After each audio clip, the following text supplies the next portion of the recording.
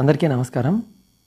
ఆంధ్రప్రదేశ్లో పాల సేకరణకు సంబంధించినటువంటి మిల్క్ యాక్ట్ 2023 అమలు చేయబడుతూ ఉంది. దీని ప్రకారం ఏంటంటే పాల సేకరణ కేంద్రాల్లో ఉండేటువంటి మిల్క్ అనలైజర్లకు ప్రతి ఒక్కరు కూడా లైసెన్స్ తీసుకొని ఉండాలి.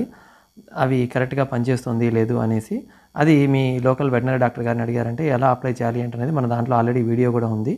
అప్లై చేసిన తర్వాత మన మొబైల్కి SMS అనేది రావడం జరుగుతుంది. ఎలా పేమెంట్ చేయాలనేది పేమెంట్ లింకుకు సంబంధించి ఈ విధంగా మనకు స్మార్ట్ హబ్ వాళ్ళ నుంచి ఒక మెసేజ్ అనేది వస్తుంది. సో అది ఓపెన్ చేసినట్లయితే మనకు ఈ విధంగా అందులో లింక్ వస్తుంది. ఆ లింక్ని మనము టచ్ చేస్తే అది ఓపెన్ అవుతుందండి. ఈ విధంగా ఓపెన్ అవుతుంది. అయితే ఇందులో మనము క్రెడిట్ కార్డు ద్వారా కానీ లేదా డెబిట్ కార్డు అంటే మన ATM కార్డు ఈ రెండింటి మార్గాల ద్వారా మాత్రమే మనం డబ్బులు కట్టేదానికి ఉంటుంది. ఇందులో UPI పేమెంట్ ఇంకా ఎనేబుల్ చేయలేదు.